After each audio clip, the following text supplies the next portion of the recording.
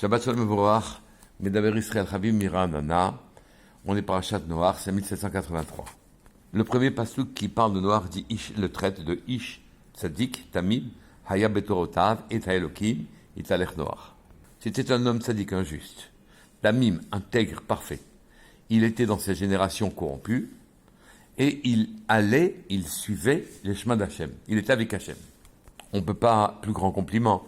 Pourtant, Rashi met un bémol et dit, c'est écrit, il était Tamim Tzadik Bedorotav dans ces générations-là. Dans ces générations corrompues, il apparaissait comme un tzaddik quand on le comparait au regard des gens qui étaient environnants, qui eux vont être condamnés par le déluge, par le Maboul. Mais dans les générations d'Abraham, il aurait été quelqu'un qui n'aurait pas été aussi remarquable. Il y en a qui disent non, bien que le Yetzer Hara flottait dans l'air, l'esprit du mal flottait dans l'air, eh bien malgré tout, il est resté un grand tzaddik. Combien plus grand aurait-il été dans des générations où il n'y avait pas l'esprit du mal qui flottait dans l'air? La question qui se pose, c'est pour quelle raison certains parmi nos rabbinim ont décidé de le juger de manière négative. La Torah a témoigné sur lui que c'était un tzaddik. Si la Torah voulait mettre un bémol à son affirmation, elle n'aurait pas insisté comme elle a insisté. Ish, tzaddik, tamim, haya bedorotav, et haelokim talech noach, avec Hachem, il accompagnait Hachem. Pour quelle raison? Qu'est-ce que ça signifie cette réserve? Plus loin, dans la paracha, c'est écrit, Vayavo Noach ubanav ishto, unche banav, ito, el hateva mipne meyam maboul. Et il est venu Noach, et ses enfants, et sa femme, et les femmes de ses enfants avec lui, ils sont rentrés dans la Teva, dans l'arche, mipnei meyam maboul, à cause des eaux du déluge qui commençaient à monter. Rashi explique mipnei meyam maboul, il est monté alors que montaient les eaux du déluge. Af Noach mikatne emuna haya. Même Noach avait une confiance relative envers l'Éternel. Il était mamin, ve'olo mamin. Il croyait en Hachem, il n'y croyait pas en même temps. Il se demandait si oui ou non, enfin il croyait à Hachem, mais il se demandait si oui ou non allait venir le déluge qui lui avait été annoncé par Hachem. Et il n'est rentré dans l'arche que quand l'y ont poussé les eaux du déluge. Ici, on souligne, là, il n'y a plus de réserve. Comment, alors que les premiers psukim ont montré que c'était Ish Tzadik Adramim Haya Berotav, que c'était un homme dont sans réserve la Torah pouvait dire que c'était un tzaddik, pour quelle raison maintenant il apparaît que c'était quelqu'un qui manquait de confiance dans la parole d'Hachem qui lui avait annoncé le déluge? Que s'est-il passé entre les deux psukim, ou plus exactement, y a-t-il réellement un changement? Puisque quand la Torah témoigne que c'est un tzaddik, elle a témoigné que c'est un tzaddik dans toutes les générations et pour l'avenir aussi. Pas seulement pour les générations d'avant le déluge, mais même les générations d'après le déluge. C'était un tzaddik. Comment comprendre les réserves qui sont émises à propos de la confiance qu'il mettait dans la parole divine? La première remarque qu'on pourrait faire, c'est de dire que tant que personne ne croyait qu'Hachem allait intervenir pour anéantir toute cette génération, et que lui, Noach, construisait une arche pour sauver l'homme, en quelque sorte, et qu'il a mis plus de 100 ans pour construire cette arche, donc il avait de la persistance dans ses efforts. Lui était mamin, il avait confiance dans la parole d'Hachem, et toutes les générations, finalement, se moquaient de lui. Mais, quand les eaux ont commencé à monter, alors sa génération a commencé à faire teshuva. Elle a commencé à comprendre qu'il allait se passer quelque chose, un phénomène exceptionnel. Et à ce moment-là, ils sont revenus vers Hachem, et à ce moment-là, Noach ne pouvait plus être regardé comme le seul tzaddik, car quasiment toute sa génération était en train de faire teshuva, dont la peur de l'anéantissement. Là, en quelque sorte, il y avait un réalignement des niveaux. Sa génération, quand elle voyait les eaux monter, faisait teshuva, et à ce moment-là, elle pouvait afficher une confiance dans la parole divine qu'elle n'avait pas auparavant, et toute la génération était en train de faire teshuva.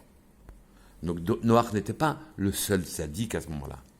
Seulement, le retour vers Hachem de cette génération n'avait pas la profondeur, la force de la tzidkout de Noach. C'était seulement un hirur tchouva, un moment d'élévation. Puis ils étaient repris par leur quotidien et se disaient que ce n'était pas possible que le monde soit anéanti. Leur quotidien ne pouvait pas disparaître. En tout cas, ils ne pouvaient pas le concevoir, qu'ils puissent se retrouver sans ce qu'ils avaient vu hier et avant-hier, et ne pas poursuivre la vie et leurs exactions, leurs péchés, leurs fautes, comme ce qu'ils avaient fait précédemment. Ils étaient attachés en quelque sorte à leur superficialité. Qu'est-ce qui fait de nous un tzaddik? C'est que notre intériorité émerge, qu'elle perce l'écorce, comme une plante perce la terre pour émerger et affirmer sa beauté. Et quand notre intériorité émerge et néglige le côté superficiel, le côté passager, notre intériorité, notre âme, c'est en quelque sorte le côté divin que nous avons.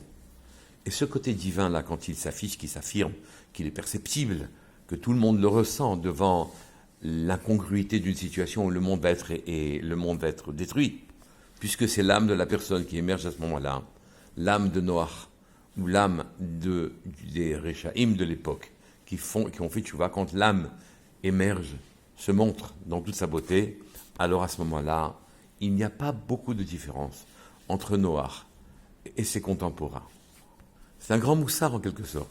Si nous faisons tchouva, si on avance vers Hachem, si on laisse émerger sa spiritualité, à ce moment-là, rien ne nous est interdit. On peut prétendre à beaucoup et devenir même des tzadikim. C'est ce que disent les Rachamim, qu'un homme se demandait quand est-ce que ces Maasim en arriveront aux Maasim de ses pères Avraham, Yitzhak et Yaakov, c'est-à-dire on doit ambitionner de leur ressembler. C'est possible si on brise l'écorce nous aussi. Car toutes les intériorités, toutes les âmes ont un point commun. Elles se ressemblent, elles sont élevées. Et cette génération est remontée vers Noach tant qu'elle faisait tchouva. Mais le Noam Elimelech rajoute quelque chose de magnifique. Il dit que la émouna que l'on a en Hachem, la confiance que l'on met en lui, forme en quelque sorte les situations. Quelqu'un qui est ma'amine, qui croit en quelque chose, il génère des forces qui fabriquent, qui façonnent les situations. Quelqu'un qui est sûr qu'il va être médecin et qui en nourrit l'intention en permanence, il va être médecin. La réalité va se façonner, va s'incurver pour qu'il soit médecin. Quelqu'un qui veut être un grand sportif, ce sera pareil. Quelqu'un qui veut être un grand sadique, aussi. Être ma'amine, croire en quelque chose, fabrique en quelque sorte la situation. Cette émouna, cette confiance, ne concerne pas seulement la personne elle-même, mais même ses parents qui voient en lui un médecin, un sadique, un écrivain. À ce moment-là, forment cet enfant à devenir ce que eux, ils croient. Ils fabriquent, ils créent des situations. À propos de Mordechai, qui parlait d'Esther, il est écrit dans la Megillat Esther, c'est marqué Vayehi, Omen et Adassa. Omen veut dire pas nourrice, mais veut dire formateur. Il l'a forgé en quelque sorte, Adassa, Esther, pour qu'elle devienne ce qu'elle est devenue, une reine et un personnage juif de très haut plan. La Emouna forge et forme les situations et les amène. Aussi très logiquement, dit le Noam Elimelech, il est vrai que si jamais Noach faisait totalement confiance à Hachem et ne mettait pas, si je puis dire, une réserve, s'il faisait totalement confiance et qu'il était rentré dans l'arche immédiatement, alors à ce moment-là, cette confiance aurait en quelque sorte fabriqué, amené le déluge. Et Noach craignait pour ses contemporains de précipiter leur perte et leur chute. Par sa émouna, il forgeait cette situation. Il l'amenait subrepticement. Il provoquait lui-même le maboul, le déluge. Et ce serait pour cela que jusqu'au dernier moment, il aurait évité de monter dans l'arche, de manière à ralentir le processus de destruction de l'humanité. Mais si nous regardons cela sur le plan positif, si on apprend ici ce que la Emouna la force, la puissance de la Emouna, qu'elle crée les situations, quelle que soit l'impossibilité apparente d'accéder au niveau de nos pères, Avraham, Yitzhak, Yaakov, Moshe, Aaron, ou de devenir comme Moshe Rabbeinu, eh bien, ceci est faux. Si notre confiance en Hachem est importante, alors à ce moment-là, notre âme pourrait émerger dans toute sa splendeur et pourra nous faire arriver au niveau de nos pères et à leur ressembler. Shabbat Shalom Mevorach Kol Tov.